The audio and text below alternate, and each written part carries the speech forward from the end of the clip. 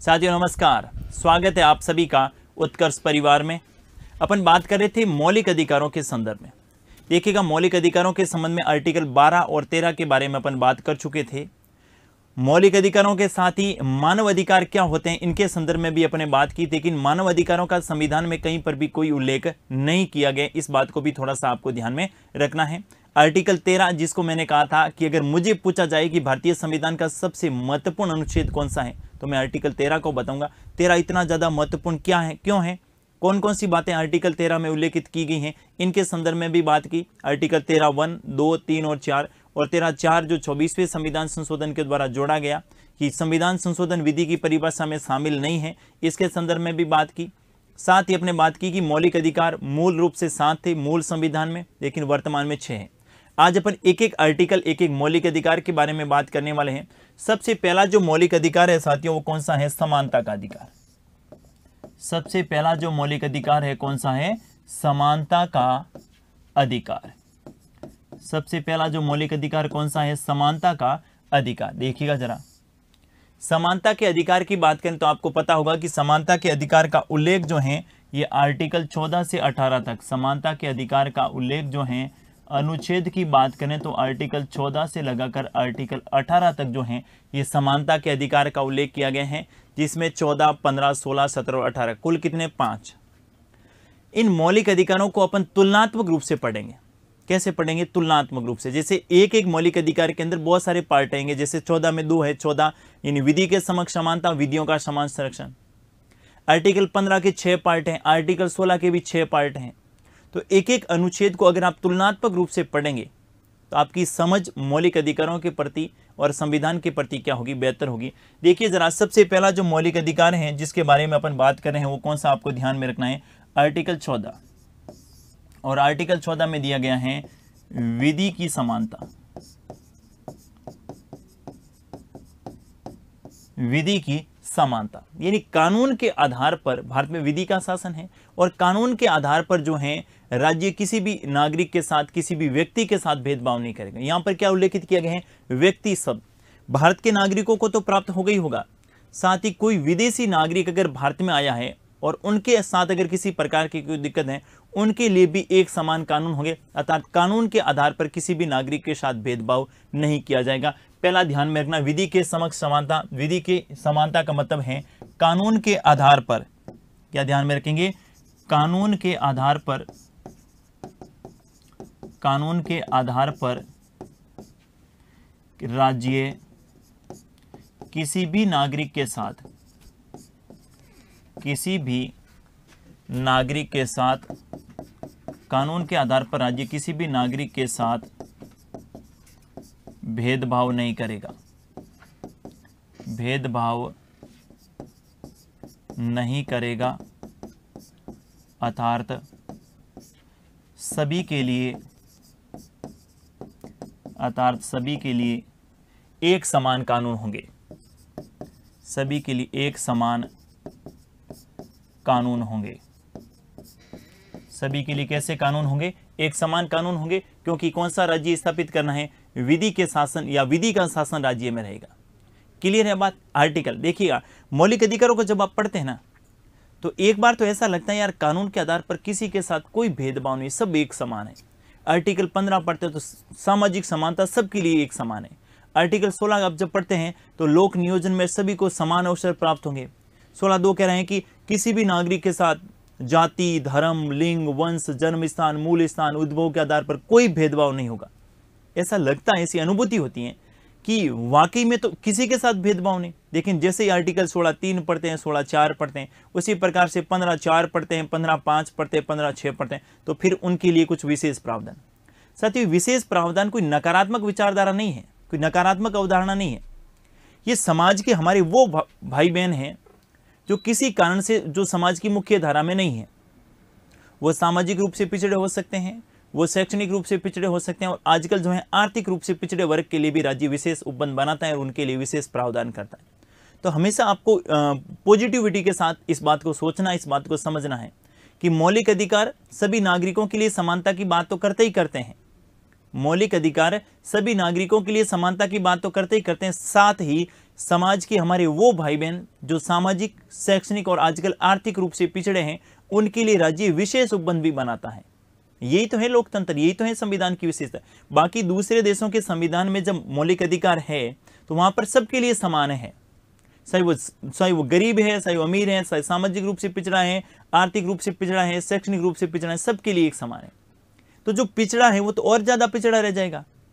ठीक है, समानता का मतलब ये नहीं है कि सब, हाँ, समानता का मतलब ये अपन मान सकते हैं सबके लिए समानता होनी चाहिए, लेकिन जो समाज के पिछड़े वर्ग हैं उनको समाज की मुख्य धारा में लाने के लिए उसके कुछ विशेष उपबंध होने चाहिए। तो मौलिक अधिकार को अपन दो भागों में बांट के पढ़ेंगे। एक तरफ तो बात कर रहे हैं कि सभी के लिए समान कानून होंगे, सभी के लिए जो भी बात होगी वो एक समान होगी, लेकिन दूसरे में क्या कह रहे हैं कि कुछ विशेष उपबंध बनाए जा सकते हैं, कुछ विशेष बातें हो सकती है। देखिए जरा, आर्टिकल 14 के बारे में आपको ध्यान में रखना है। आर्टिकल 14 को अपन दो भागों में बांट के पढ़ेंगे। कितने भागों में? दो भागों में बांट के पढ़ेंगे। ध्यान से सुनिएगा। पहला आपको ध्यान में रखना है विधि के समक्ष समानता। विधि के समक्ष समानता, विधि के समक्ष समानता। और दूसरा आपको ध्यान में रखना है विधियों का समान संरक्षण। विधियों का समान संरक्षण, विधि के समक्ष समानता और विधियों का समान संरक्षण, ये दोनों बातें आर्टिकल 14 में लिखी गई। पहली देखिए, विधि के समक्ष समानता जो है ये अवधारणा कहां से ली गई है? तो विधि के समक्ष समानता की जो अवधारणा है ये अपने लिए ब्रिटेन से। कहां से ली है? ब्रिटेन से। लेकिन साथियों एक बात आपको यहां पर और ध्यान में रखनी है, अगर ब्रिटेन नहीं है तो वाइमर जो है, वाइमर गणराज्य, वहां से भी आपको ध्यान में रखना है, क्योंकि BN राव जो संविधान सभा के संवैधानिक सलाहकार थे और उन्होंने जो मौलिक अधिकारों को लेकर विधि के समक्ष समानता की बात की, तो वहां पर वाइमर राज्य लिखा गया है कि ये कहां से ग्रहण किया गया, तो वहां पर स्रोत के रूप में वाइमर। हालांकि ब्रिटेन में भी विधि के समक्ष समानता की बात है। आपने पढ़ा होगा डाइसी का रूल ऑफ लॉ, डाइसी का रूल ऑफ लॉ जो है ये विधि के शासन से संबंधित है। लेकिन अगर आपके विकल्प में ये आपके नहीं आए, ब्रिटेन नहीं आए, तो आपको थोड़ा सा ये भी ध्यान में रखना है, अगर ब्रिटेन है तो ब्रिटेन करना है, लेकिन अगर ब्रिटेन विकल्प में नहीं है तो आप वाइमर गणराज्य जर्मनी को भी जरूर ध्यान में रखिएगा। कौन सा ध्यान में रखेंगे? वाइमर गणराज्य जर्मनी, वाइमर गणराज्य जर्मनी। और अगर नाम देके पूछे, BN राव के संदर्भ में पूछे, तो आपको बिल्कुल ब्रिटेन नहीं करना है। नाम देकर पूछे तो आपको बिल्कुल ध्यान में रखना है BN राव ने तो किसकी बात की है, किन की बात की है? वाइमर गणराज्य जर्मनी की बात की है। लेकिन सामान्यतः जो है आजकल एग्जाम में पूछें या फिर RPSC या फिर कोई भी एग्जाम रहे, PCS का एग्जाम रहे, आपका जो भी अधीनस्थ बोर्ड एग्जाम करवाता है या अलग अलग स्टेट में जो आपके जो एग्जाम करवाने का जो बोर्ड है वो ब्रिटेन को मान रहा है। लेकिन बदलते एग्जाम पैटर्न में आपको ये भी ध्यान में रखना है कि प्रश्न किस लेवल, अगर पेपर सेटर ने ये कहीं पर पढ़ा है और नए प्रकार का प्रश्न अगर उसे पूछना है तो ये पूछा जा सकता है कि विधि के शासन और ब्रिटेन विकल्प नहीं है, तो आपको बिल्कुल आपको ध्यान में रखना है कौन सा राइट करेंगे। और BN राव के संदर्भ में पूछे तो वाइमर गणराज्य ही आपको राइट करना है। दूसरा है विधियों का समान संरक्षण, और विधियों का समान संरक्षण जो है ये कहां से लिया गया है? अमेरिका से। कहां से लिया गया है? अमेरिका से। दूसरी बात सुनिएगा, इनकी जो प्रकृति है, किनकी? विधि के समक्ष समानता की प्रकृति, इनकी प्रकृति है नकारात्मक। इनकी प्रकृति क्या है? नकारात्मक का मतलब है कि विधि के समक्ष समानता का मतलब होता है कानून के आधार पर किसी भी नागरिक के साथ या किसी भी व्यक्ति के साथ कोई भेदभाव नहीं होगा, सभी को एक समान कानून सभी पर लागू होंगे। लेकिन इनकी जब प्रकृति है, इनकी प्रकृति की बात करें तो इनकी प्रकृति कैसी है? सकारात्मक है। इनकी प्रकृति कैसी है? सकारात्मक है। और सकारात्मक क्या क्या मतलब? सकारात्मक का मतलब है यहां पर उल्लेख किया गया है समान के साथ समान व्यवहार। समान के साथ समान व्यवहार यानी राज्य कुछ ऐसे प्रावधान करेगा, जैसे मैं कहूं दिव्यांग के लिए, जैसे एक एग्जांपल दे रहा हूं, बिल्कुल आपका कंसेप्ट क्लियर रहेगा। कोई दिव्यांग साथी है, क्या है? कोई दिव्यांग है और एक कोई सामान्य जो है वो है, दोनों के लिए एक समान कानून बना है। दोनों के लिए कानून क्या बना है? एक समान कानून बना है। तो दिव्यांग जो हैं वो सामान्य व्यक्ति के समान कानून उनके लिए बनाए, तो वो तो वैसे ही दिव्यांग है, और वैसा कानून अगर उनके लिए बना दिया गया तो क्या दोनों के रूप में कुछ भिन्नता होनी चाहिए कि नहीं होनी चाहिए? अब ऐसा प्रावधान है कि समान, दिव्यांग समान है तो सबके लिए, दिव्यांगों के लिए एक समान, फिर वहां भेदभाव नहीं होगा कि ये दिव्यांग थोड़ा सा लगे तो इनके लिए अलग कानून, नहीं। महिलाओं से संबंधित बनाना है तो पूरी महिलाओं के संदर्भ में, बच्चों से संदर्भ बनाना तो पूरे बच्चों से संबंधित, दिव्यांगों के संदर्भ में बनाना तो पूरे दिव्यांगों के संदर्भ में। यानी समान के साथ समान व्यवहार क्या कहलाता है? विधियों का समान संरक्षण। और इनकी प्रकृति कैसी है? सकारात्मक। इनकी प्रकृति कैसी है? नकारात्मक। देखिए जरा इसके बारे में बात करें तो आपको ध्यान में रखना है, कानून के आधार पर किसी भी नागरिक के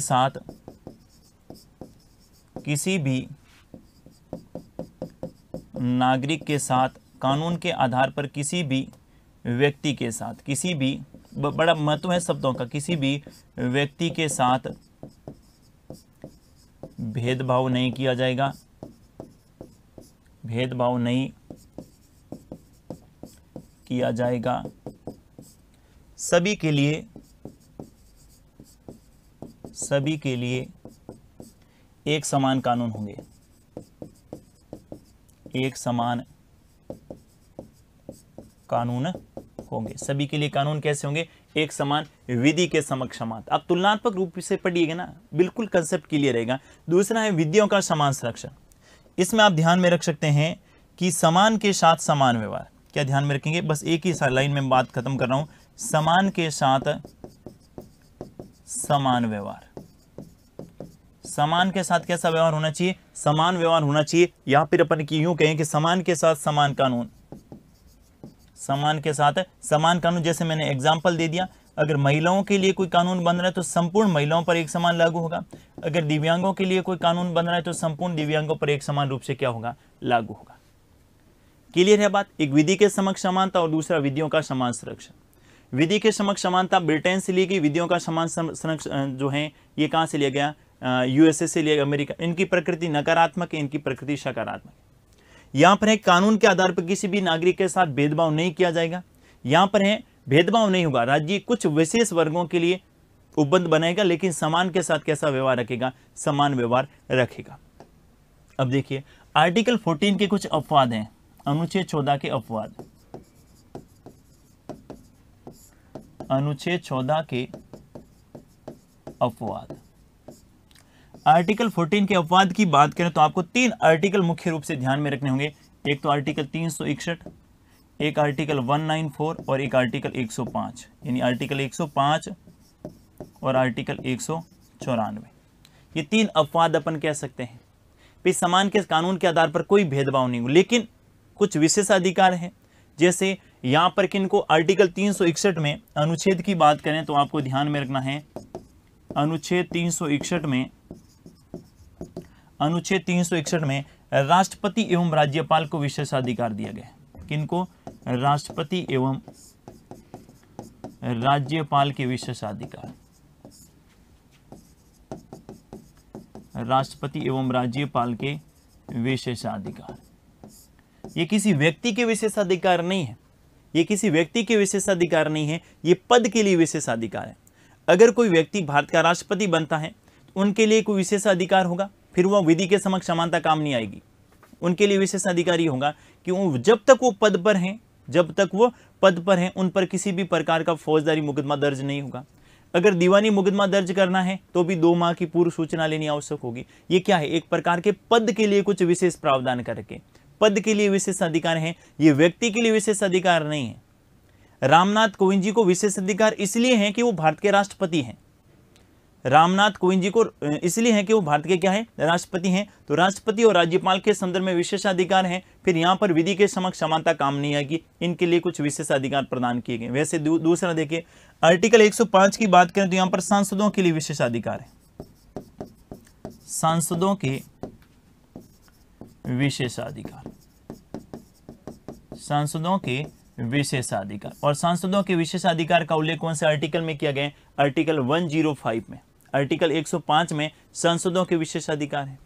फिर आर्टिकल 194 में जो है विधायकों के विशेषाधिकार है। विधायकों के विशेषाधिकार। आर्टिकल 194 में किसके विशेषाधिकार हैं? विधायकों के विशेषाधिकार दिए गए। ये अपन मान सकते हैं आर्टिकल 14 के अपवाद है। इनके अलावा इनके अलावा बहुत सारे ऐसे संवैधानिक पद हैं या बहुत सारे ऐसे आयोग के अध्यक्ष हैं जिसमें आपने पढ़ा होगा कि इनको शक्तियां जो हैं या इनके विशेष अधिकार जो हैं ये सांसदों के समान होंगे, इनके विशेष अधिकार विधायकों के समान होंगे, तो उनको भी यहाँ पर क्या मिलेगी, छूट मिलेगी, उनको भी यहाँ क्या मिलेगा, विशेषाधिकार मिलेगा। तो 3 आर्टिकल आपको और ध्यान में रखने होंगे। आर्टिकल 14 से संबंधित 361 में राष्ट्रपति एवं राज्यपाल के विशेषाधिकार है। दूसरा आप ध्यान में रखेंगे कि 105 में सांसदों के विशेषाधिकार हैं और आर्टिकल 194 में विधायकों के विशेषाधिकार है। नेक्स्ट आपको ध्यान में रखना है कौन सा, मिनर्वा मिल्स वाद। बहुत ही अच्छा प्रश्न हो सकता है, मिनर्वा मिल्स वाद 1980।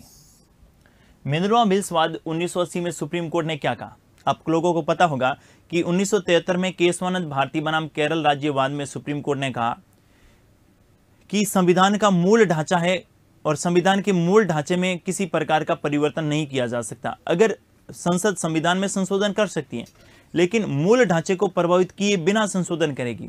अगर मूल ढांचे में किसी प्रकार का परिवर्तन हुआ है तो न्यायपालिका को यह अधिकार रहेगा कि वो ऐसे अमेंडमेंट को क्या कर सकती है, रद्द भी कर सकती है। इसी के तहत जो है मिनर्वा मिल्स वाद 1980 आया और मिनर्वा मिल्स वाद में सुप्रीम कोर्ट ने अपने जजमेंट में क्या कहा कि विधि का शासन जो है ये संविधान के मूल ढांचे में शामिल है।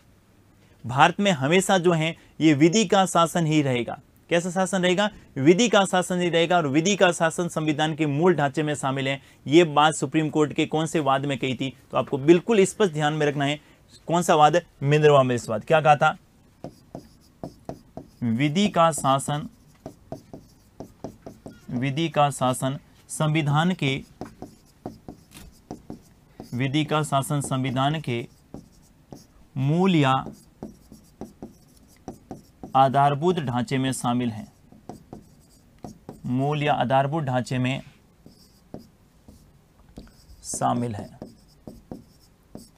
विधि का शासन संविधान के मूल या आधारभूत ढांचे में शामिल है और मूल और आधारभूत ढांचे में शामिल होने का मतलब है कि संविधान में कहीं पर भी किसी प्रकार का परिवर्तन हो सकता है, लेकिन ये जो विधि का शासन है इसमें किसी प्रकार का कोई परिवर्तन नहीं होगा। कानून के आधार पर सभी को समानता प्रदान की जाएगी, कानून के आधार पर किसी भी नागरिक के साथ कोई भेदभाव नहीं होगा। अर्थात ये मूल ढांचे में जो जो शामिल हैं, संसद चाह कर भी इसमें किसी भी प्रकार का परिवर्तन नहीं कर सकती। इस बात को आपको ध्यान में रखना है। कौन सा वाद, मिनर्वा मिल्स वाद 1980। आपके मन में एक प्रश्न आ रहा होगा कि सर विधि के शासन की बात तो हो रही है लेकिन संसद समय समय पर ऐसे कानून बनाकर जो है कुछ विशेष वर्गों के लिए उपबंध कर रही है। तो मैंने कहा ना, विशेष वर्ग वही जो समाज के सामाजिक, शैक्षणिक और आजकल आर्थिक रूप से पिछड़े वर्ग हैं। क्योंकि आगे अपन पढ़ेंगे कि कुछ विशेष वर्ग है जिनके लिए राज्य विशेष उपबंध कर सकते हैं, उन्हीं विशेष वर्गों के संदर्भ में करेगा। ठीक है, उन्हीं विशेष वर्गों के लिए करेगा। लेकिन जो विधि का शासन, जो मूल बात है ना, आर्टिकल 14 की जो मूल बात है कि कानून के आधार पर सभी को समानता होगी, उसमें किसी प्रकार का परिवर्तन नहीं होगा। अब ऐसा कोई कानून संसद नहीं बनाएगी, ऐसा कोई कानून संसद कभी नहीं बनाएगी कि सबके लिए अलग अलग दायरा तय कर दिए, नहीं होगा। कानून के आधार पर सभी नागरिक क्या हैं, एक समान हैं। जिनको विशेषाधिकार प्रदान किए गए संविधान के द्वारा उनको तो है ही, इनके अलावा बाकी जो भी नागरिक रहेंगे वो कानून की दृष्टिकोण में सबके लिए क्या रहेगी, वहां पर समानता रहेगी, उनके साथ भेदभाव नहीं किया जाएगा। अच्छा प्रश्न हो सकता है, मिनर्वा मिल्स वाद में किसको संविधान के मूल ढांचे में शामिल माना, तो आपको ध्यान में रखना है किसको, विधि के शासन को। दूसरा आर्टिकल आपको ध्यान में रखना है अनुच्छेद 15, और अनुच्छेद 15 में कौन सी समानता की बात की गई है, सामाजिक समानता। कौन सी समानता की बात की गई है, सामाजिक समानता। आर्टिकल 15 के 6 भाग है, 3 मूल संविधान में थे और 3 बाद में जोड़े गए। एक एक करके अपन बात करते हैं। सबसे पहले आर्टिकल के बारे में बात करें, अनुच्छेद 15(1). इसके बाद दूसरा आपको ध्यान में रखना है 15(2) और इसके बाद तीसरा आपको ध्यान में रखना है 15(3). तुलनात्मक रूप से पढ़िएगा, पॉलिटिक खूब मजा आएगा पढ़ने का भी और समझने का। देखिए जरा, सबसे पहले अपन बात करें कौन से अनुच्छेद के संदर्भ में, तो सबसे पहले आपको ध्यान में रखना है आर्टिकल 15(1), उसके बाद अपन जानेंगे 15(2) और उसके बाद जानेंगे 15(3). मूल संविधान का मतलब है 26 जनवरी 1950 को जब देश में संविधान लागू हुआ था, उस समय आर्टिकल 15 में 3 पार्टी थे, 15, 1, 2 और 3। आजकल 6 हैं, व्यक्ति नए जोड़ेंगे, कब कब जोड़ेंगे वो भी आपको ध्यान में रखने हैं, और क्यों जोड़ेंगे इसके पीछे कारण भी मैं आप लोगों को बताने वाला हूं। देखिए जरा, सबसे पहले आर्टिकल 15(1) में क्या लिखा गया है। 15(1) में लिखा गया है, 15(1) में आपको ध्यान में रखना है कि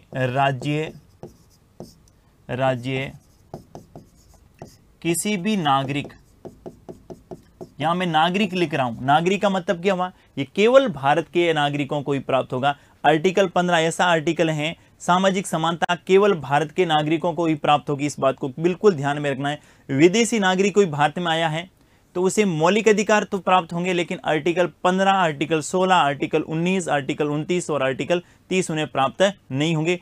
बाकी के मौलिक अधिकारों में व्यक्ति मिलेगा, और जो 15, 16, 19, 29 और 30 है इसमें नागरिक मिलेगा। आर्टिकल 15 में क्या लिखा गया है, राज्य किसी भी नागरिक के साथ जाति, धर्म, लिंग, मूल वंश एवं जन्म स्थान के आधार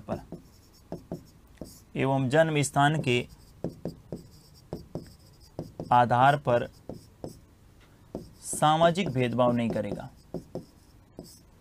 सामाजिक भेदभाव नहीं करेगा। क्या लिखा गया आर्टिकल 15(1) में, राज्य किसी भी नागरिक के साथ 5 आधार दिए गए, ये आपको ध्यान में रखना है। कौन कौन सा, जाति, धर्म, लिंग, मूल वंश एवं जन्म स्थान के आधार पर सामाजिक भेदभाव नहीं करे। ये 5 आधार आपको ध्यान में रखना है। कई बार यहां से एग्जाम में प्रश्न पूछा जा चुका है कि निम्नलिखित में से कौन से आधार का उल्लेख भारतीय संविधान के आर्टिकल 15 में नहीं है, क्योंकि जब आप आर्टिकल 16 देखेंगे तो 16 में 2 ऐसे और आधार जुड़ जाएंगे। 16 में 17 आधार हैं, जबकि आर्टिकल 15 में कितने हैं, 5 आधार हैं। क्या कह रहा है 15, किसी भी नागरिक के साथ जाति के आधार पर, धर्म के आधार पर, लिंग के आधार पर, मूल वंश और जन्म स्थान के आधार पर कैसा भेदभाव नहीं होगा, सामाजिक भेदभाव नहीं होगा। ऐसा नहीं है कोई जाति से अलग अलग है तो उनके साथ सामाजिक भेदभाव नहीं होगा, महिला और पुरुष उनके साथ सामाजिक भेदभाव नहीं होगा, लिंग से संबंधित या फिर धर्म से संबंधित है, हिंदू, मुस्लिम, सिख, ईसाई सभी धर्मों के लिए एक समान व्यवहार होगा, और साथ ही कहा जन्म स्थान एवं मूल वंश के आधार पर भी किसी भी प्रकार का सामाजिक भेदभाव नहीं होगा। दूसरा देखिए जरा, आर्टिकल 15(2) में क्या कह रहा है कि राज्य इन आधारों के आधार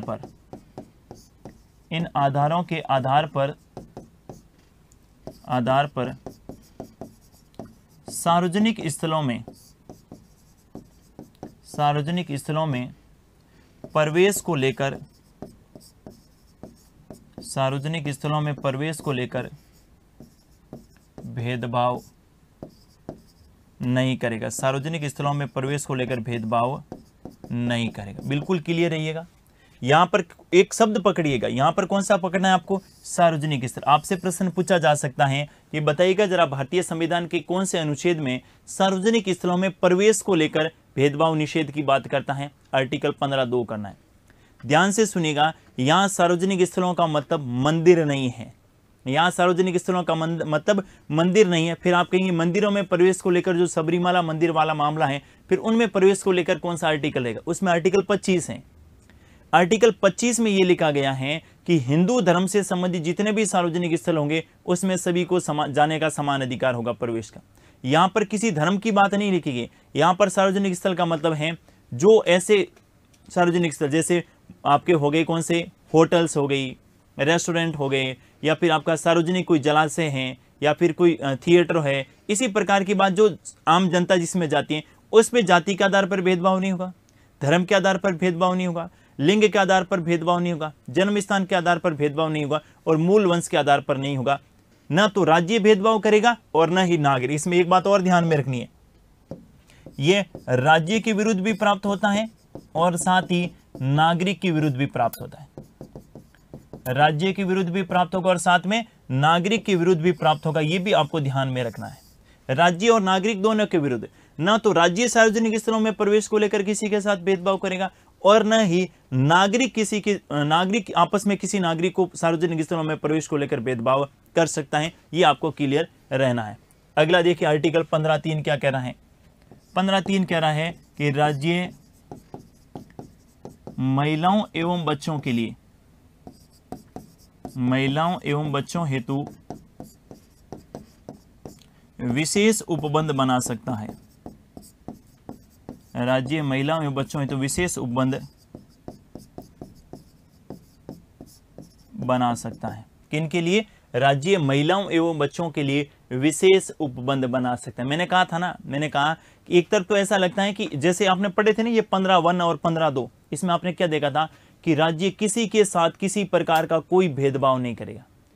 लेकिन मैंने कहा कि समाज के ऐसे वर्ग जो सामाजिक, शैक्षणिक और आजकल आर्थिक रूप से पिछड़े वर्ग हैं, उनके लिए विशेष उपबंध बनेगा। तो महिला और पुरुष, क्योंकि भारत पुरुष प्रधान देश है, भारत पुरुष प्रधान देश है। संविधान सभा में 389 मेंबर थे और 389 में महिलाओं की संख्या मात्र कितनी थी? 15 थी। तो कैसा देश है भारत? पुरुष प्रधान। आज की बात करें तो आज में भी आप देखा होगा, एजुकेशन के संदर्भ में देख लें या फिर किसी भी क्षेत्र में देख लें, महिलाओं की स्थिति पुरुषों की तुलना में कम है, कमजोर है। इसीलिए राज्य उनके लिए विशेष प्रावधान करेगा और राज्य बच्चों के लिए भी विशेष प्रावधान करेगा। आपने देखा होगा बच्चों को निःशुल्क शिक्षा का अधिकार दिया गया है, बच्चों को प्री प्राइमरी एजुकेशन के संदर्भ में आंगनवाड़ी केंद्रों की स्थापना की गई है। बच्चों के लिए राज्य ने क्या किया है? बच्चों के लिए राज्य ने अलग अलग प्रकार की बहुत सारी सुविधाएं करी। महिलाओं के लिए विशेष उपबंध बनाए गए हैं। आपने देखा होगा कि महिलाओं को जो है प्रत्यक्ष से आरक्षण दिया गया है पंचायती राज और नगरीय निकाय के चुनाव में। दिए गए ना कि जितनी सीटें रहेगी उनमें से 1/3 सीट जो है ये महिलाओं के लिए आरक्षित रहेगी। ये क्या एक प्रकार से महिलाओं के लिए विशेष प्रावधान है। ये आपके 3 आर्टिकल मूल संविधान में थे। कब? जब संविधान 26 जनवरी 1950 को क्या हुआ था? लागू हुआ था। आजकल कितने आर्टिकल है 15 में? आर्टिकल 6 है, मतलब 15(1) से लगाकर 15(6) तक। अब ध्यान में रखना है, एक वाद आया था चंपकम दोहराई, चंपकम दोहराई बनाम मद्रास राज्य,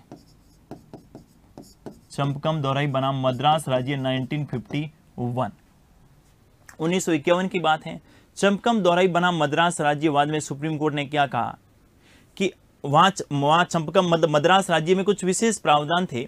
वहां के जो नागरिक थे ना, उनको प्रवेश, मतलब एजुकेशन में प्रवेश, शिक्षण संस्थानों में प्रवेश को लेकर जो है उनको कुछ रियायतें दी गई थी किसी वर्ग या किसी जाति को। सुप्रीम कोर्ट ने क्या कहा? सुप्रीम कोर्ट तो संविधान के अनुसार कार्य करेगा। अब जब संविधान का निर्माण हो चुका है, अब सुप्रीम कोर्ट में मामला गया। सुप्रीम कोर्ट ने क्या कहा? चंपकम दोहराई बनाम राजन राज्य बनाम मद्रास राज्य में के संदर्भ में इस वाद में सुप्रीम कोर्ट ने कहा कि किसी भी नागरिक के जाति के आधार पर, क्योंकि आर्टिकल 15 क्या कह रहा है? जाति के आधार पर, लिंग के आधार पर, मूल वंश के आधार पर, धर्म के आधार पर, जन्म स्थान के आधार पर कोई भेदभाव नहीं होगा, सभी को एक समान अधिकार होंगे। अब जो वहां पर कुछ विशेष रियायतें थी उन पर सुप्रीम कोर्ट ने क्या लगा दी? रोक लगा दी। और जैसे ही सुप्रीम कोर्ट ने रोक लगाई तो संविधान में संशोधन किया और 1951 में ही प्रथम संविधान संशोधन कर दिया गया। आप सभी को पता होगा कि 1952 में संसद का गठन होता है 13 मई 1952 को, लेकिन संविधान में संशोधन प्रथम संविधान संशोधन 1951 में अंतरिम संसद जो थी, जो संविधान सभा के रूप में कार्य कर रही थी, यानी संविधान सभा जो अंतरिम संसद के रूप में कार्य कर रही थी, उन्होंने ही भारतीय संविधान में प्रथम संविधान संशोधन किया और एक आर्टिकल जोड़ा। कौन सा? 15(4). अब देखिए जरा, अपन बात करेंगे 15(4) बाद में जोड़ा गया। कौन से वाद के बाद में जोड़ा गया? ध्यान से सुनिएगा। चंपकम दोहराई बनाम मद्रास राज्य। दूसरा 15(5) और तीसरा 15(6). अब ये तीनों बाद में जुड़े, तो सबसे पहले तो इन तीनों के संदर्भ में आपको ध्यान में रखना है कब कब जोड़े गए। सबसे पहले इसमें ध्यान में रखना है प्रथम संविधान संशोधन कब जोड़ा गया? प्रथम संविधान संशोधन 1951 में। ये कब जोड़ा गया? इनके संदर्भ में आप ध्यान में रखेंगे 93वां संविधान संशोधन 93 कॉन्स्टिट्यूशन अमेंडमेंट, 93वां संविधान संशोधन 2006। और ये कब जोड़ा गया? ये आप ध्यान में रखेंगे 103वां संविधान संशोधन,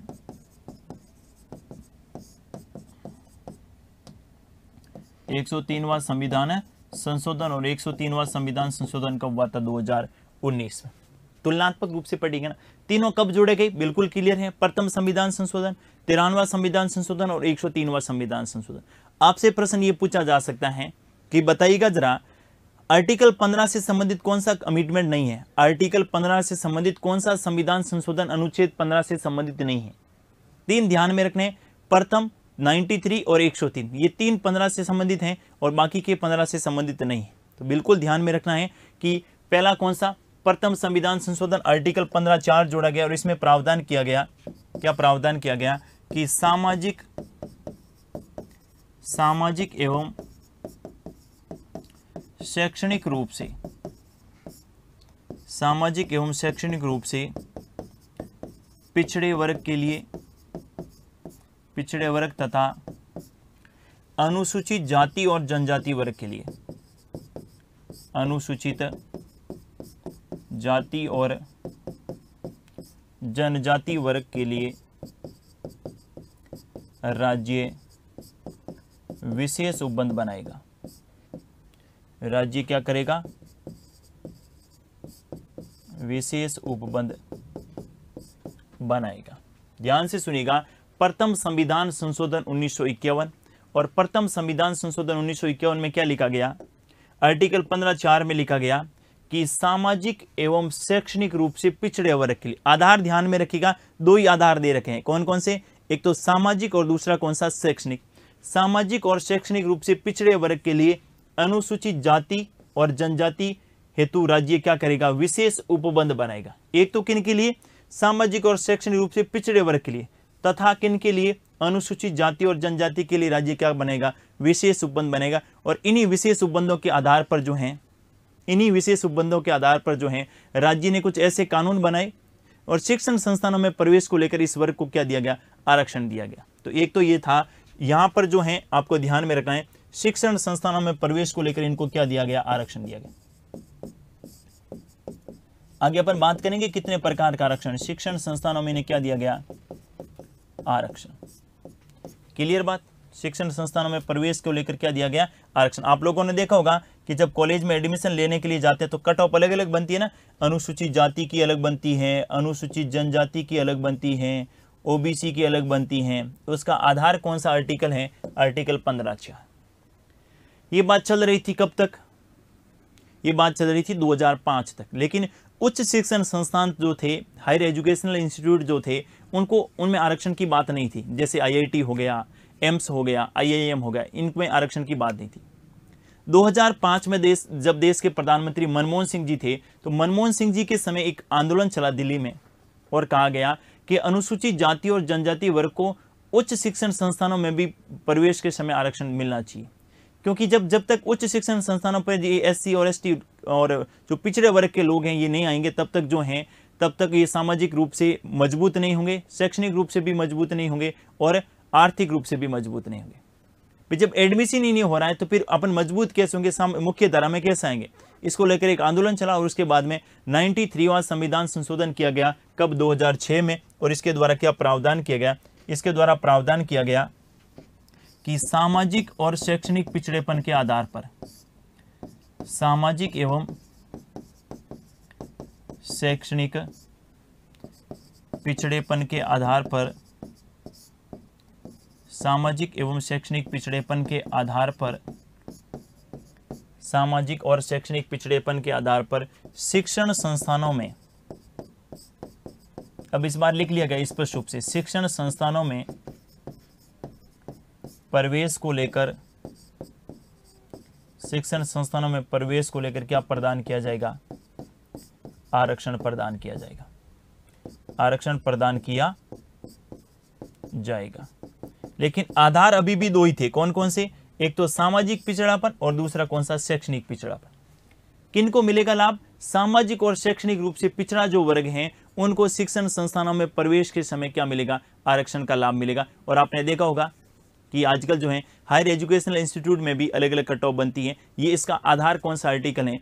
आर्टिकल 15(5). अब बात आती है आर्थिक पिछड़ेपन की।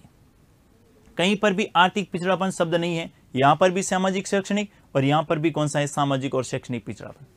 अब जो आर्थिक वर्ग के जो कमजोर लोग थे, आर्थिक पिछड़ेपन के जो लोग थे, उन्होंने कहा आरक्षण के लिए हमारे कुछ विशेष प्रावधान किया जाए। भाई हम सारे के सारे, क्योंकि भारत में आरक्षण जाति के आधार पर है, किसके आधार पर है? जाति के आधार पर है। और आप सभी को पता होता है कि प्रत्येक जाति में न तो सारे अमीर होते हैं और न ही सारे गरीब होते हैं, मतलब कुछ गरीब होते हैं, कुछ अमीर होते हैं, मतलब कुछ मीडियम जो मध्यम परिवार हैं इस प्रकार से होते हैं। अब यहाँ पर बात की गई कि किस आधार पर आरक्षण दिया जाए। लंबे समय से मांग चल रही थी कि आर्थिक आधार पर भी आरक्षण प्रदान किया जाए। किस आधार पर? आर्थिक आधार पर। और 2009 में 103, इससे पहले प्रयास किए थे पीवी नरसिम्हा राव जब देश के प्रधानमंत्री थे, उन्होंने प्रयास किए थे आर्थिक आधार पर या आर्थिक पिछड़ेपन के आधार पर आरक्षण देने की, लेकिन संविधान में प्रावधान नहीं था तो इंदिरा साहनीवाद ने उसको समाप्त कर दिया। अब पहले संविधान में संशोधन किया गया और 103वें संविधान संशोधन के द्वारा क्या प्रावधान किया गया? 103वें संविधान संशोधन द्वारा यह प्रावधान किया गया कि राज्य आर्थिक पिछड़ेपन के आधार पर, आर्थिक पिछड़ेपन के आधार पर विशेष उपबंध बनाएगा। आर्थिक पिछड़ेपन के आधार पर क्या बनेगा? विशेष उपबंध बनाएगा। और इसी विशेष उपबंध को बनाकर जो है कितने प्रतिशत आरक्षण दिया गया? आर्थिक पिछड़ेपन के आधार पर। इसके आधार पर आर्थिक पिछड़ेपन के आधार पर कितने प्रतिशत? 10% क्या दिया गया आरक्षण, जिसको अपन बोलते हैं EWS। क्लियर है बात? यहां क्या लिखा गया कि राज्य आर्थिक, क्योंकि यहां पर दो ही शब्द थे, अभी तीसरा शब्द लिखा गया कौन सा? आर्थिक पिछड़ेपन के आधार पर राज्य उपबंध बनेगा। और राज्य ने उपबंध बनाकर क्या किया? राज्य का मतलब अपन परिभाषित कर चुके हैं, कौन सा? आर्टिकल 12 में जो राज्य की परिभाषा दे रखी है वहां पर राज्य आर्थिक पिछड़ेपन के आधार पर विशेष उपबंध बनेगा और इसी विशेष उपबंध को बनाकर कितने प्रतिशत आरक्षण प्रदान करेगा? 10%।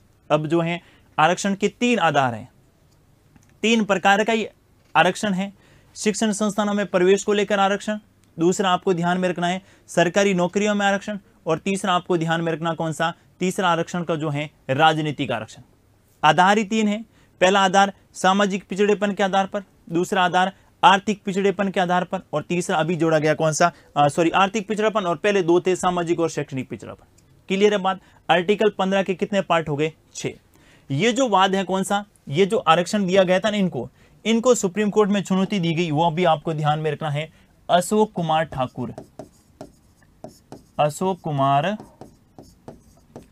ठाकुर बनाम भारत संघ, अशोक कुमार ठाकुर बनाम भारत संघ 2008 की बात है।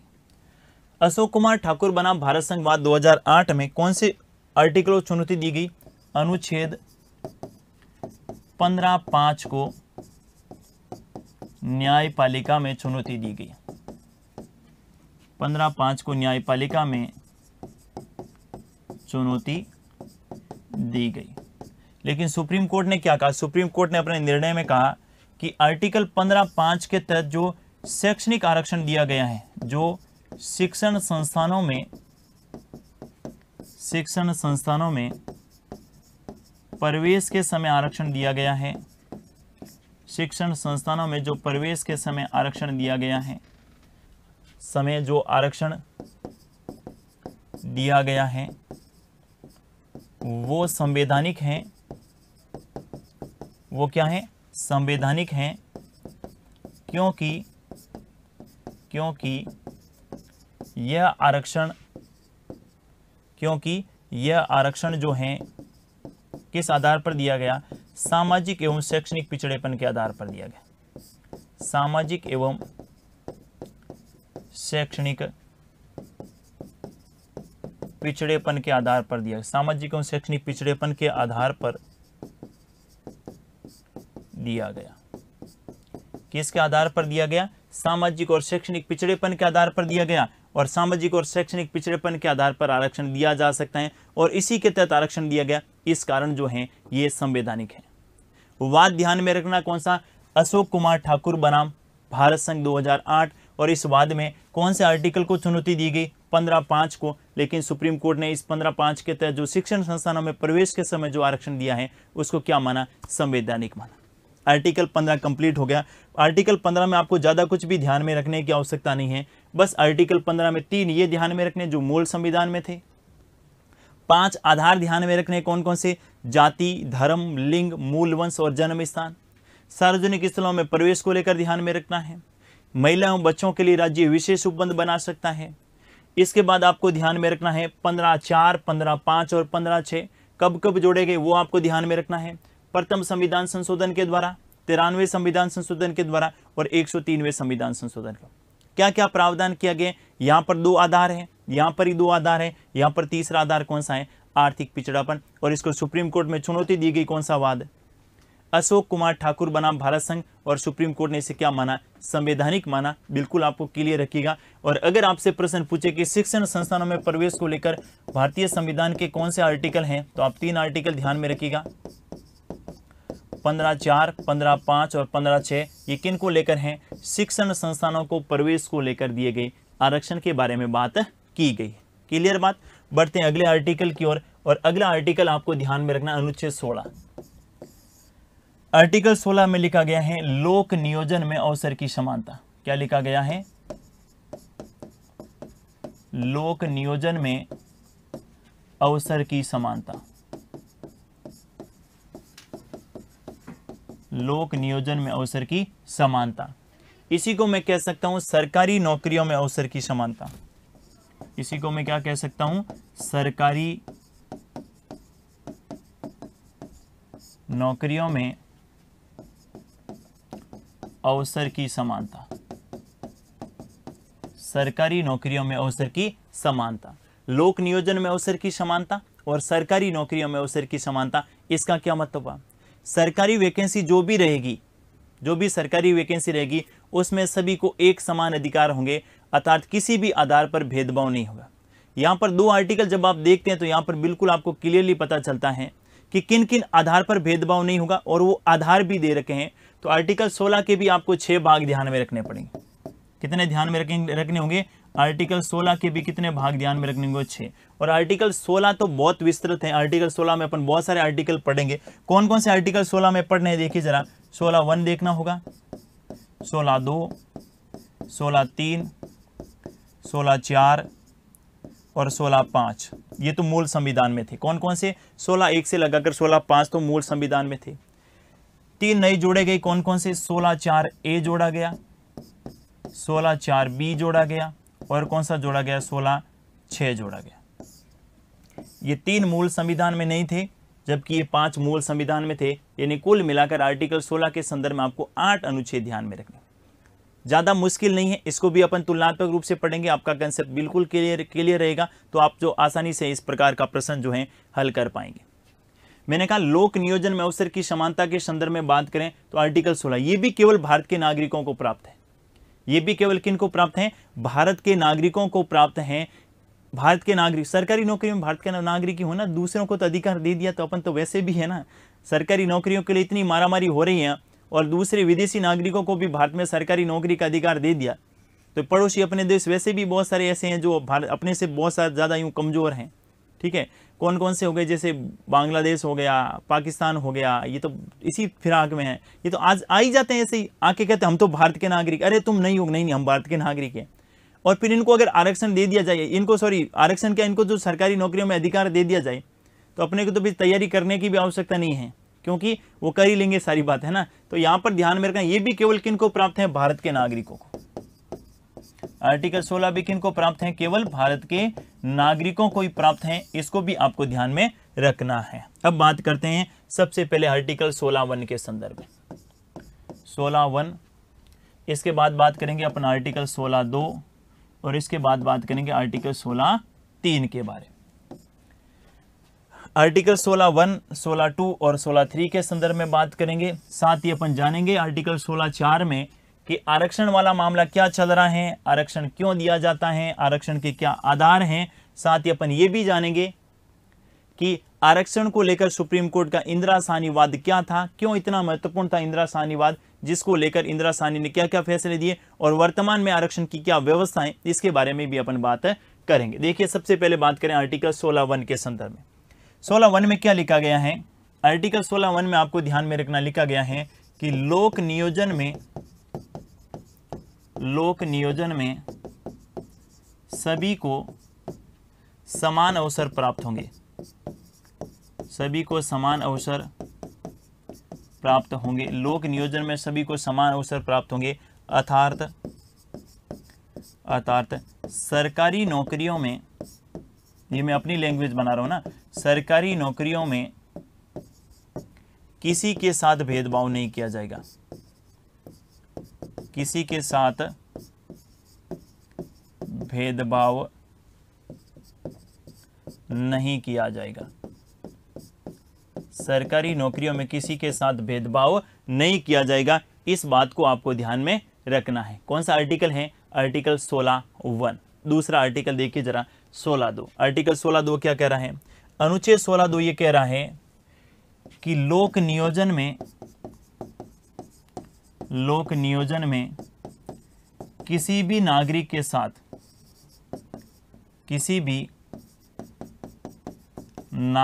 साथ, लोक नियोजन में किसी भी नागरिक के साथ जाति, धर्म, लोक नियोजन में किसी भी नागरिक के साथ जाति,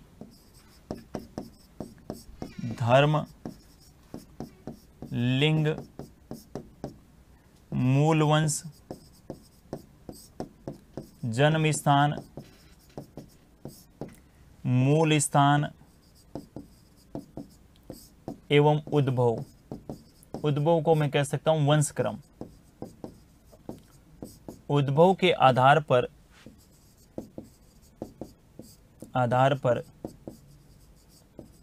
भेदभाव नहीं किया जाएगा। ये बात कौन सा आर्टिकल कह रहा है? आर्टिकल 16(2) कह रहा है। क्या कह रहा है आर्टिकल 16(2)? आर्टिकल 16(2) ये कह रहा है कि लोक नियोजन में ये 7 आधार दिए गए। इस बार 15 में 5 थे और 16 में 7 है। कौन कौन से 7 हैं? जाति के आधार पर। कौन कौन से 7 आधार तो आपको ध्यान में रखना है? जाति, धर्म, लिंग, मूल वंश, जन्म स्थान, मूल स्थान और उद्भव। पहला तो आपसे प्रश्न ये पूछा जा सकता है कि बताइएगा जरा कौन कौन से ऐसे आधार हैं जो आर्टिकल 15 में नहीं थे लेकिन आर्टिकल 16 में हैं। कौन कौन से ऐसे आधार जो आर्टिकल 15 में नहीं थे लेकिन आर्टिकल 16 में हैं? तो आपको एग्जैक्ट ध्यान में रखना है। 2 आधार कौन कौन से? मूल वंश और उद्भव। इनका उल्लेख आर्टिकल 15 में नहीं था, केवल आर्टिकल 16 में है। आर्टिकल 15 में कितने आधार दिए गए थे? आर्टिकल 15 में 5, यहाँ पर कितने हैं? 7। 2 कौन कौन से? मूल स्थान और उद्भव के आधार पर कोई भेदभाव नहीं होगा। ठीक है, यहाँ तक देखने से ऐसा लग रहा है कि यार सरकारी नौकरियों में कोई भेदभाव नहीं, न जाति के आधार पर, न लिंग के आधार पर, न धर्म के आधार पर, न वंश के आधार पर, न मूल स्थान के आधार पर, न उद्भव के आधार पर। लेकिन जैसे आप आर्टिकल 13(3) पढ़ेंगे, 16(3) पढ़ेंगे, 16(4) पढ़ेंगे, 16(5) पढ़ेंगे, फिर 16(4)A पढ़ेंगे, 16(4)B पढ़ेंगे, तो ऐसा लगेगा कि यहाँ तो आरक्षण ही आरक्षण है।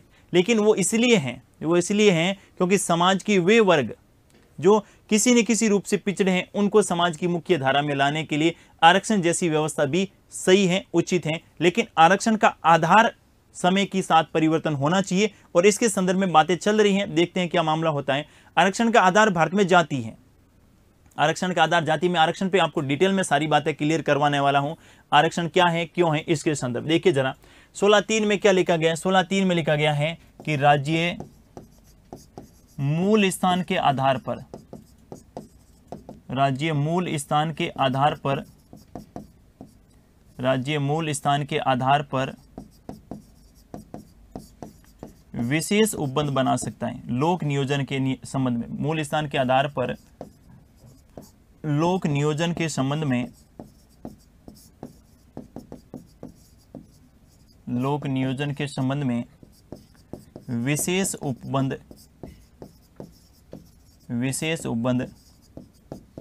बना सकता है। विशेष उपबंध बना सकती है। ये बात कौन से आर्टिकल में लिखी? 16(3). किन के आधार पर बनेगा? मूल स्थान के आधार। क्या बना सकता है? विशेष उपबंध बना सकते हैं। यानी राज्य जो है मूल स्थान के आधार पर कुछ ऐसी व्यवस्था कर सकता है जो लोक नियोजन के संदर्भ में हो, और ऐसी हुई भी है। देखिए जरा, मूल स्थान के आधार पर लोक नियोजन के संदर्भ में आपको ध्यान में क्या रखना है? मूल स्थान के आधार पर लोक नियोजन में आपको ध्यान में रखना है जो कर्नाटक हैदराबाद रीजन है। कौन सा रीजन? जो कर्नाटक हैदराबाद रीजन है, उनके लिए विशेष प्रावधान किया गया और उनके लिए विशेष प्रावधान करके आर्टिकल 16(3) के तहत उसमें क्या किया गया? विशेष प्रावधान किया गया, जहां से अच्छा प्रश्न अपने एग्जाम में पूछा जा सकता है। क्या प्रश्न हो सकता है कि कौन सा ऐसा राज्य है जिनके लिए विशेष प्रावधान किया गया? तो वो आपको ध्यान में रखना है। कौन सा? कर्नाटक हैदराबाद रीजन। कौन सा रीजन ध्यान में रखेंगे? कर्नाटक हैदराबाद रीजन आप ध्यान में रखेंगे। देखिए जरा अपन बात करते हैं 16(3) के संदर्भ में, और 16(3) में क्या लिखा है कि राज्य जो हैं मूल स्थान के आधार पर विशेष उपबंध बना सकता है। क्या बना सकता है? विशेष उपबंध बना सकता है। और देखिए जरा अपन बात करें तो 98वां संविधान संशोधन हुआ। कौन सा? 98वां संविधान संशोधन किया गया, और 98वां संविधान संशोधन हुआ था 2013 में। और इस 98वें संविधान संशोधन के द्वारा एक अनुच्छेद जोड़ा गया। कौन सा? Article 371J। कौन सा जोड़ा गया? आर्टिकल 371J जोड़ा गया। और आर्टिकल 371J के तहत कर्नाटक हैदराबाद रीजन में, कर्नाटक हैदराबाद रीजन और कर्नाटक हैदराबाद रीजन में मूल स्थान के आधार पर विशेष प्रावधान किए गए। मूल स्थान के आधार पर क्या किए गए? विशेष प्रावधान किए गए। मूल स्थान के आधार पर विशेष प्रावधान किए गए। इस बात को आपको ध्यान में रखना है। कर्नाटक हैदराबाद रीजन में मूल स्थान के आधार पर विशेष प्रावधान किए गए। बिल्कुल आपको क्लियरली पता होना चाहिए 16(3) के लिए कौन सा संविधान संशोधन किया गया? 98वां संविधान संशोधन। कौन सा अनुच्छेद जोड़ा? 371J जोड़ा गया। कौन सा जोड़ा गया? 371J जोड़ा गया। और कौन से रीजन के लिए? कर्नाटक हैदराबाद रीजन के लिए विशेष प्रावधान किया गया। क्लियर बात? 3 आर्टिकल हो गए 16 के संदर्भ में। कौन कौन से? 16(1) जिसमें यह लिखा गया है कि लोक नियोजन में किसी भी नागरिक के साथ कोई भेदभाव नहीं होगा। आधार किस में दिए गए हैं? आधार 16(2) में दिए गए। कौन से में दिए गए? 16(2) में कितने आधार दिए गए? 7 आधार दिए गए हैं। और 16(3) में कहा गया है मूल स्थान के लिए मूल स्थान पर लोक नियोजन के संदर्भ में राज्य विशेष उपबंध बना सकता है। और इसी के तहत 98वें संविधान संशोधन 2013 के द्वारा कर्नाटक हैदराबाद रीजन के लिए आर्टिकल 371 जोड़कर नया जो है उनके लिए विशेष प्रावधान किए गए। किन के संबंध में? लोक नियोजन के संबंध में। अब बात करते हैं कौन सा आर्टिकल? आर्टिकल 16(4). आर्टिकल 16(4). आर्टिकल 16(4) में क्या लिखा गया? आर्टिकल 16(4) में लिखा गया है कि राज्य सामाजिक और शैक्षणिक पिछड़ेपन के आधार पर, सामाजिक एवं शैक्षणिक पिछड़ेपन के आधार पर, सामाजिक और शैक्षणिक पिछड़ेपन के आधार पर वह वर्ग जिनका सरकारी नौकरी में या सरकारी नौकरियों में उचित प्रतिनिधित्व नहीं है। बिल्कुल क्लियर बात जो लिखी गई वो आपको ध्यान में रखना है। सरकारी नौकरियों में उचित प्रतिनिधित्व नहीं है, उनके लिए किसकी व्यवस्था करेगा? आरक्षण की व्यवस्था करेगा। उनके लिए किन की व्यवस्था करेगा? आरक्षण की व्यवस्था करेगा। लेकिन आधार ध्यान में रखने, यहां पर भी आधार कितने दे रखे? 2 दे रखे। कौन कौन से? सामाजिक और शैक्षणिक पिछड़ेपन के आधार पर वह वर्ग जिनका सरकारी नौकरियों में क्या नहीं है? उचित प्रतिनिधित्व नहीं है, राज्य उनके लिए किसकी व्यवस्था करेगा? आरक्षण की व्यवस्था करेगा। तो जो सरकारी नौकरियों में जो आरक्षण है उसका आधार भारतीय संविधान का कौन सा आर्टिकल है? आर्टिकल 16 में सरकारी नौकरियों में आरक्षण से संबंधित बात की गई है। जबकि शिक्षण संस्थानों में प्रवेश को लेकर जो आरक्षण है, शिक्षण संस्थानों में प्रवेश को लेकर जो है उसका आधार आर्टिकल 15(4), 15(5) और 15(6) और सरकारी नौकरियों में आरक्षण आर्टिकल 16(4) है। आर्टिकल 16(4) बहुत डिटेल में अपन जानेंगे आर्टिकल 16(4) में क्या है, लेकिन वो जानेंगे नेक्स्ट क्लास में। कब जानेंगे? अगली क्लास में आर्टिकल 16(4) और इनसे संबंधित आरक्षण क्या दिया गया, कब दिया गया, पिछड़ा वर्ग को आरक्षण देने के लिए काका कालेलकर आयोग कब बना था, मंडल आयोग कब बना था, दोनों ने क्या सिफारिशें दी, पिछड़ा वर्ग को आरक्षण कब दिया गया, इसको लेकर इंदिरा साहनी वाद में सुप्रीम कोर्ट ने क्या कहा।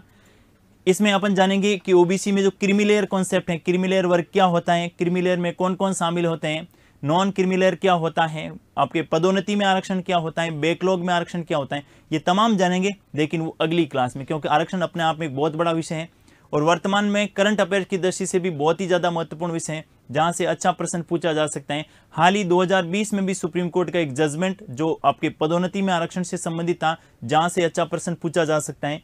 इसके लिए अलग से आपको पूरा डिटेल में आरक्षण को जानने का मौका मिलेगा। अपन जानेंगे कि आरक्षण ओबीसी को कब मिला, अनुसूचित जाति और जनजाति को बैकलॉग, और अपन कह सकते हैं जो है ना पदोन्नति में आरक्षण क्यों दिया गया, कब दिया गया, संविधान में कहां कहां पर अमेंडमेंट हुए, इसके संदर्भ में बात करेंगे। एक बार मैं रिपीट कर देता हूं, आर्टिकल 14, 15 और 16 को जहां तक अपने पढ़ा है। तो कुल मिलाकर आर्टिकल 14 के बारे में बात करें तो आर्टिकल 14 को अपने दो भागों में बांट के पढ़ा था। एक तो विधि के समक्ष समानता और विधियों का समान संरक्षण। विधि के समक्ष समानता अपने ब्रिटेन से लिया और विधियों का समान संरक्षण अमेरिका से लिया। एक ही प्रकृति नकारात्मक है, एक ही सकारात्मक है। एक ये कह रहा है कि कानून के आधार पर किसी के साथ कोई भेदभाव नहीं होगा, दूसरा ये कह रहा है समान के साथ समान व्यवहार होगा। कुछ अपवाद भी हैं, जैसे मैं बताऊं कौन कौन से। आर्टिकल 361 में राष्ट्रपति और राज्यपाल के लिए विशेष प्रावधान कर रखे हैं। आर्टिकल 105 में सांसदों के लिए हैं। आर्टिकल 194 में विधायकों के लिए विशेष प्रावधान कर रखे हैं, जो आर्टिकल 14 के अपवाद माने जाते हैं। इसके बाद आर्टिकल 15 को अपने 6 भागों में बांट के पढ़ा था, और बिल्कुल इसी प्रकार से पढ़ना है आर्टिकल 15 को तुलनात्मक रूप से। देखिए जरा आर्टिकल 15 के संदर्भ में, आर्टिकल 15 में पहले 3 बातें जो मूल संविधान में थी, 15 1, 2 और 3, और 3 जो बाद में जोड़ी गई। कौन कौन से संविधान संशोधन के द्वारा? प्रथम संविधान संशोधन। आपसे प्रश्न ये पूछा जा सकता है कि मौलिक अधिकारों में कौन से अनुच्छेद में अंतरिम संसद के द्वारा संविधान में संशोधन किया गया, मौलिक अधिकारों में परिवर्तन किया गया। अंतरिम संसद का मतलब है कि जो संविधान सभा संसद के रूप में कार्य कर रही थी, संविधान सभा का तो भंग कर दिया गया था 24 जनवरी 1950 को, लेकिन वही संविधान सभा 1952 तक अंतरिम संसद के रूप में कार्य कर रही थी, और उन्हीं के द्वारा प्रथम संविधान संशोधन किया गया और आर्टिकल 15(4) जोड़ा गया। फिर 15(5) 93वां संविधान संशोधन, और 15(6) 103वां संविधान संशोधन, जिसमें आर्थिक उपबंध और आर्थिक पिछड़ेपन के आधार पर शिक्षण संस्थानों में 10% प्रवेश के समय क्या मिलेगा? आरक्षण मिलेगा। इसके बाद 16 के संदर्भ में बात करें तो 16 में आपको ये मूल संविधान में थे कौन कौन से? 16 1, 2, 3, 4 और 5, 3 नए जोड़े गए 16 के संदर्भ में। 16(4)A जोड़ा गया, 16(4)B जोड़ा गया और 16(6) जोड़ा गया। साथ में आपको यह भी ध्यान में रखना है कि आर्टिकल 15 और 16 दोनों भारत के नागरिकों को प्राप्त होंगे, जबकि इनके अलावा आर्टिकल 14 जो आपने पढ़ा था, आर्टिकल 14 भारत के नागरिकों के अलावा विदेशी नागरिक जो भारत में किसी पद पर कार्यरत हैं या भारत में आए हुए हैं, उनको भी आर्टिकल 14 प्राप्त होगा। अर्थात उनके कानून के आधार पर उनके साथ भी कोई भेदभाव नहीं किया जाएगा। आज के लिए बस इतना ही, मिलेंगे अगली क्लास में। थैंक यू, धन्यवाद।